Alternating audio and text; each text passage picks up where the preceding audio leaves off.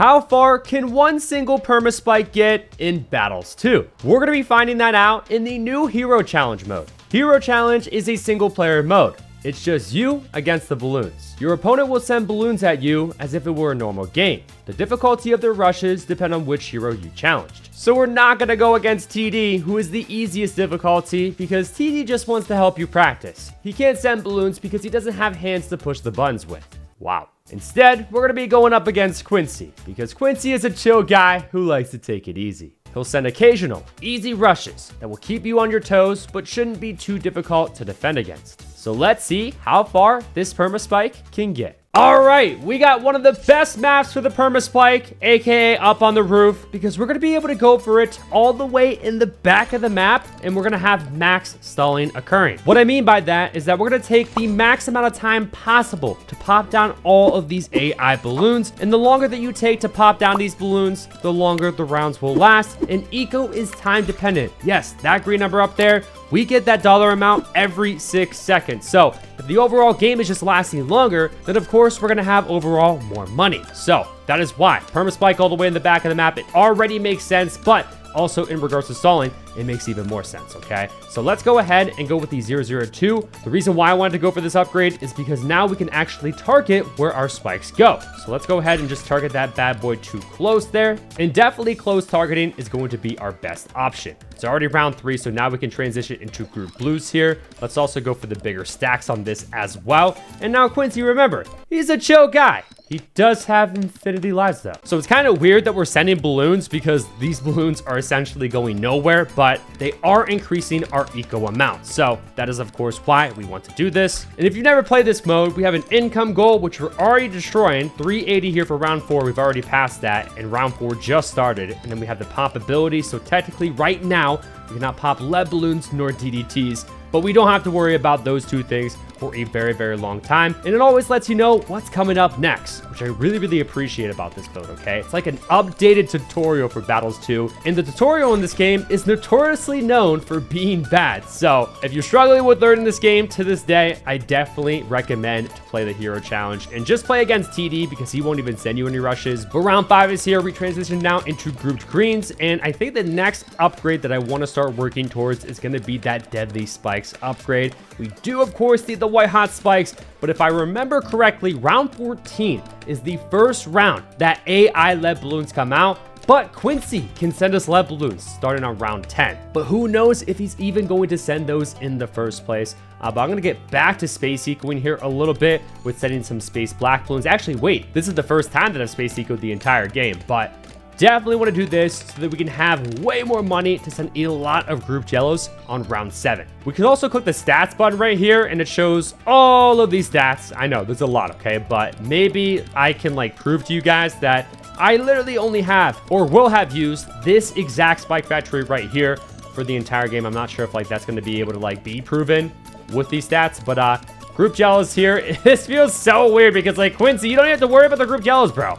How unfair is that? I think I should probably get back to space blacks once again so that we can save up some more money here for these mid-game rounds, okay? Because the earlier that we get the Deadly Spikes upgrade, the earlier the Spike Factory can get to deploying those Deadly Spikes because, yeah, we're definitely going to need them for the mid-game rounds, okay? So it looks like after just one more income boost here, we'll be able to go for that. Beautiful. And we can also go for the white hot spikes here too as well at the start of every new round, because we have the smart spikes upgrade on the bottom path. The spikes will deploy rapidly at the start of every new round, which makes a pretty big difference, okay? But because we already went for the white hot spikes and also the deadly spikes, the only upgrade that we can go for the rest of the game is gonna be the Perma-Spike, okay? $30,000, currently only have 4,000, so it's gonna take quite some time to actually afford that.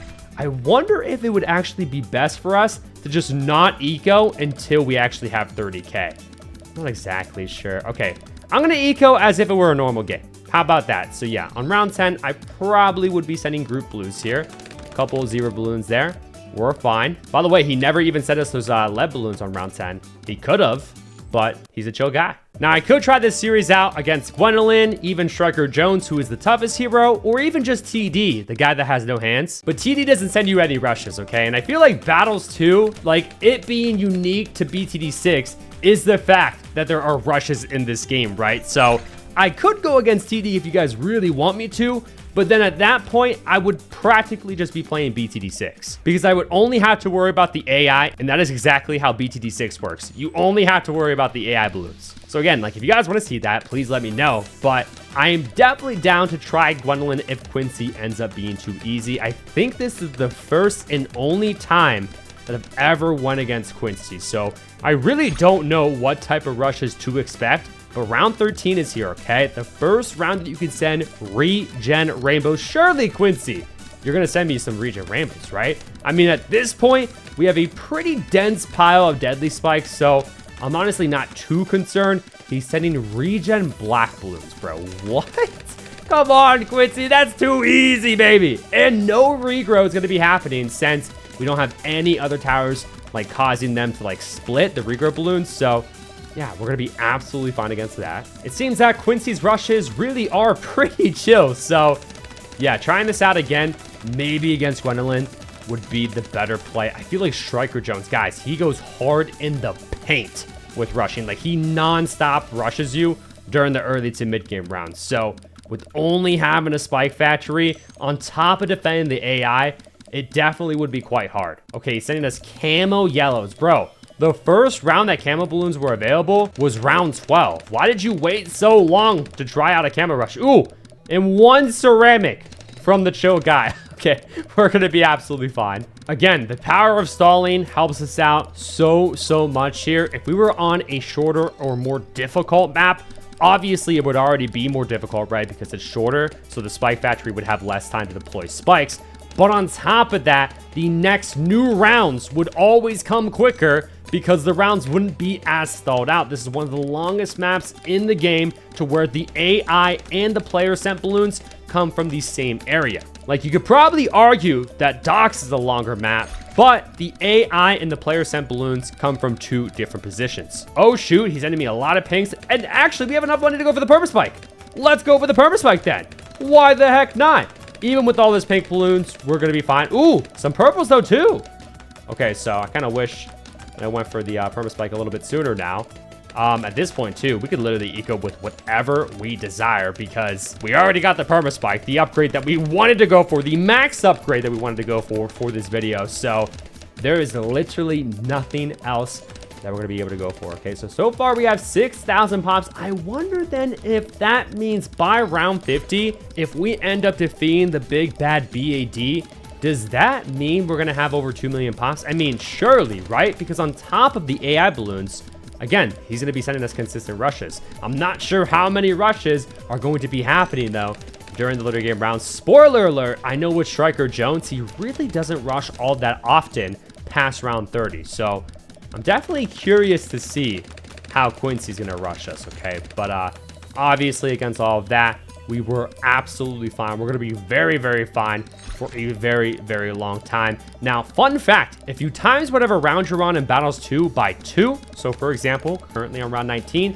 times that by 2, we would be on round 38 in BTD6. So this round's AI is the AI that you would see on round 38 in BTD6, just to clarify, which I think that's pretty cool. So that's why on round 50, technically it's round 100 in BTD6. That's why you're gonna see only one BAD. That's if we even get to that point, okay? But it's round 20. Here comes the first Moab. Okay, hey, times around 20 by times 2, you get round 40. Round 40 is the first round in BTD6 that the first Moab class balloon comes out. So there you go. I just proved it. But I guess now at this point, we can go ahead and just send constant purple eco just to see how much eco we can hit. And on round 23, tight leads technically are better to send. Look at how stalled this round is. Still round 20, by the way. Again, that's the power of having the Perma-Spike all the way in the back of the map, ladies and gentlemen. I'm surprised that he didn't try to send us anything. He's sending us something currently. I think those are just lead balloons underneath rainbows, correct? Those are AI rainbows, but he only sent us leads. I wonder if he's going to send us any tight rushes then, okay? Round 23 is going to be the first round. Camelets. Oh, I'm sorry. Crazy rush right there from Quincy. But on round 23, we could start ecoing with tight leads because tight lead eco is even better than purples in the very long run. And since we're not going to spend our money anywhere else, we might as well just like go full hard in the paint. in regards to our eco, okay? So no rushes from Quincy there on round 22. Easy claps. So far, we have, what, 16,000 pops out of the Perma-Spike, okay? So shout out to the Perma-Spike. Now we can finally start ecoing with tight leads. Now, tight leads are really expensive, though. So we might slowly but surely run out of money over time. But I guess we're going to have to wait and see. Only fortified ceramics there on round 23. Easy claps there. Yeah, no tight lead balloon rush. That's crazy, Quincy. And again, no regrow can happen here because I don't have a tower up here, like, splitting all these balloons to regrow even more and cause a regrow farm. So regen balloons mean absolutely nothing at this point, especially with us having the Perma-Spike. 1 fortified Moab on round 24. You gotta be kidding me, Quincy. You could have sent a fortified Moab on round 18, 6 rounds ago. You decided to wait until round 24. Hey, ramping is a thing though, okay? So that means the speed and health of all Moab class balloons increase after every new round starts. So that round 24 fortified Moab was technically harder for us to take down versus like a round 18 fortified Moab, okay? So gotta remember that. I've been sending constant tight lead eco for a minute and I have yet to run out of money, okay? So I guess that is in fact a W. Another AI Moab coming here on round 25. I think we're going to be absolutely fine. I wish that, like, in this hero challenge, that your hero would simulate an average game for you, would likely have your opponent ecoing for almost the entire game. So, on top of Quincy rushing us here, I wish that he would be constantly sending us, like, grouped pink eco or something along those lines. I get he's a chill guy, you know, he's the easiest difficulty hero in regards to a hero that can actually rush you, but again, I mean, eco is eco, right? Eco is not meant to be a hard thing to defend against. It's not even a rush, technically. You're only sending eco to increase your own eco amount to have more money in the long run, you know? Not even Striker Jones does that, by the way. So that's the crazy thing. Striker Jones just absolutely does not stop with a rushing, though. Again, he does kind of chill, though, during the later game rounds. But round 26 actually passed. Oh, I just now realized that. That's the first round that you can send DDTs at your opponent. And Quincy decided to not send us anything. Okay, look, back to the random pink sense. What in the world? Like, this is not a rush, guys. So, like, does Ninja Kiwi consider this a rush? Like, this is what I want him to send constantly, though. That would make this challenge a lot harder. Because the Perma-Spike pile, I mean, it is a Perma-Spike at this point, right? But with constant pings hitting the Perma-Spike pile, I feel like that would slowly but surely eat at its entire pile. You know what I mean? Eat it away. Oh my gosh, tight Moabs. Tight fortified Moabs here on round 29 from Quincy. Yo, he wasn't doing anything for a fat minute. But tight Moabs, I mean, we're going to be fine, I guess. I'm just happy that he sent the rush. But, like, it seems like there's a trend going on right now with Quincy. Again, he's a chill guy, but he's like 5+ rounds late to all the rushes. Although right there, actually the first round that you could send tight Moabs is round 25, so he was 4 rounds late right there. But he's like multiple rounds late to every rush that he actually ends up sending. I wish, like, immediately that he would just send the rush on the proper round. But again, I guess he is the easiest difficulty. Round 30, though, BFB is in fact here. Also the first round that you can send BADs, even a fortified BAD. Quincy's not going to do that, though, okay? Again, he's a chill guy, but look at how stalled out this round is, bro. Oh my goodness, this BFB feels insanely slow. It's going to be even worse when the ZOMG and then the BAD come. Unfortunately, there's no fast forward option too, or fast forward button in this game like BTD6. So we have to just endure its slowness. Oh wait, round 31 did start though, before it even popped it. So I guess we just have to wait technically for like the last balloon to just get all the way down here, if that kind of sort of makes sense.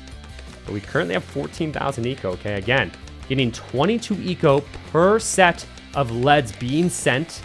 That kind of sort of makes sense. I don't know, I did not explain that properly there, but per second, I believe that we make the most amount of eco through sending tight lead balloons. Now, purples, you can send super, super fast, right? Obviously, these tight lead balloons, they're pretty slow, right? But if you do the math per second, I believe that you make the most eco again through sending these, okay? But fortified Moabs here, a lot of purples as well. I think we're chilling. Don't forget that we have 3 tower boosts as well, so we definitely could use that to our advantage if Quincy ever happens to send us really any rush, but mainly BADs or even fortified BADs. We also have 3 balloon boosts for absolutely no reason, by the way. Wait, how is he able to send us? Wait. Guys.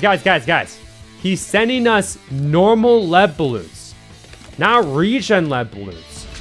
Think about it. That's not even possible. Look at all the balloon sends. The only leads that you can send are tight leads. But he's sending us like the normal lead balloons that you would see much earlier on. I guess he just built freaking different. Okay, wait. More tight fortified mobs here too from the young man. We're going to be fine though. Look at that. Perma-Spike, even in battles too, baby. Super OP. Oh, type BFBs. The first type BFB rush. He should have been in fortified, but I think we're going to be good there. Okay, so yeah, if we ever happen to tower boost, that's obviously going to increase the attack speed of our Perma-Spike here, which means it will produce more Perma-Spikes for us, increasing its pile. Now, these Perma-Spikes aren't permanent. They stay on the map for like maybe 2.5 minutes or something like that. Okay, are we going to be fine against that? Oh my gosh. No shot. The Perma-Spike just died. To one type BFB rush? You're lying. Okay, I'm back here on round 34 once again. Let's go ahead and resume the game here. And I'm going to tower boost now so that the Perma-Spike starts deploying more spikes. I guess maybe at the start of the round would have been better. But dude, it's only one type BFB rush. But that's the power of ramping, ladies and gentlemen, in Battles 2. Again, the health and speed of all mob class balloons. I forget what round that starts at, but I know that on round 34, these BFBs are super, super strong and also super, super fast, even though they seem pretty slow. We're not going to be able to tower boost again, though. Oh, God. We'll see. Yeah, dude, even with tower boosting, guys, there is no way. Oh, I didn't see the pop counts. Okay, on the right, though. On the right, because that's the only tower that I had the Perma-Spike. All right, round 34 again. Tower boost, homeland defense, all of it. Look at that. Look at that Perma-Spike now. Yeah. That just went hard in the paint for us because I'm just going to give this one last shot. So technically, we are using other towers. However, we are just like trying to maximum buff, I guess you could say, of the Perma-Spike in the back of the map. I also have a homeland defense, which has 0 pops, but also the ultra boost has 1,000. Okay, so technically, the ultra boost is helping somewhat, but I tried to put it as far bottom right in the corner as I could so that it wouldn't get too many pops here, okay? But moment of truth here. Let's see if we can actually defend. We could tower boost again. I feel like I don't need that. I hope I'm right about that. But type BFBs, I guess, are pretty crazy. So let me homeland defense then. All right. We defended. Let's go. Bro, like, I was just too disappointed in only making it to round 34. I had to try once again. So if you guys like want to see me do this when doing this series, please let me know if you're cool with it. Again, the ultra boost is technically making us or popping some of these balloons, but obviously it's not making that much of a difference, guys. Okay, this has 1,000 pops. You guys actually can't see, so let me go ahead, move my face cam. The Perma-Spike currently has over 200,000. So with that being said, yeah, it's mainly the Perma-Spike, of course. Let's go ahead and use that. Homeland defense as well. Beautiful. Obviously, we want to be pretty conservative with our tower boost since we only get 3. And yeah, against those tight mobs there, we were absolutely fine. I'm going to continuously ultra boost this, although we already hit the max, because when you ultra boost something, you technically overclock it as well. I'm not going to go for another overclock. I think it's fine. And I'm also equal with purples right now. I don't really know why. I definitely could have said tight lead eco. Well, actually, wait, I do know why. It's because at first, I wanted to actually like secure the ultra boost in the homeland defense. So I didn't want to like spend too much money with sending constant groups lead eco or tight lead eco, I'm sorry. Because obviously that is insanely expensive. But yeah, we're going to be fine here against those BFBs. Now we want to wait to ultra boost in homeland at the start of a new round because watch. Okay, round 38 is about to start here. I'm going to ultra boost you now. Boom, and homeland. Look at that. It deploys so many Perma-Spikes if you do it.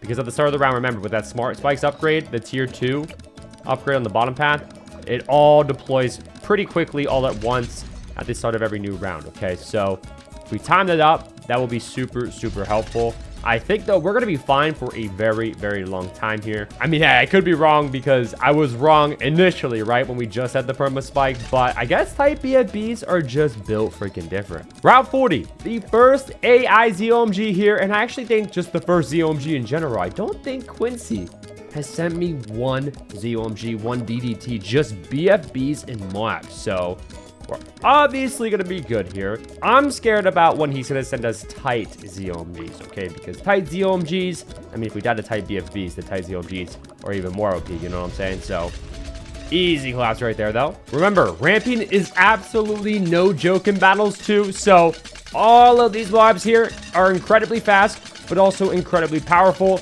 And there's even more BFBs and tight BFBs in there as well, okay? So, now might be a good time to tower boost. I also ultra boosted. I just want to see if with that we're going to be fine. If we're not, then GG's, I guess. Round 42 is pretty respectable. Times it by 2. Yeah, look. I knew it, bro. Like, I probably better could have timed stuff, but even if I do to a perfect T, we're still going to die there, okay? That is with the Holman defense and the ultra boost buff and the Perma-Spike.